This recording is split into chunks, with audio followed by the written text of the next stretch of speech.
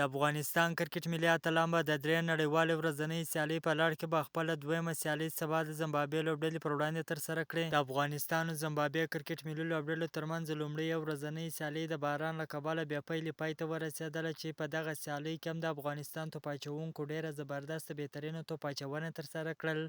په خاصه توګه عظمت الله عمرزي په لومړۍ سیالۍ کې ډېره زبردسته لوبه وکړله، چې د زمبابوې لوبډلې پر وړاندې 4 ویکټې ترلاسه کړلې، او داسې الله محمد غضنفر به 1 ویکټ ترلاسه کړه. انشاءالله په سبانۍ لوبه کې به یو ځل بیا ښه ځلیږي. خدای دې وکړي چې په سبانۍ لوبه کې باران نه وي او د افغانستان او زمبابوې کرکټ ملي لوبډلو ترمنځ دویمه نړیواله ورځنۍ سیالۍ په ښه توګه ترسره شي.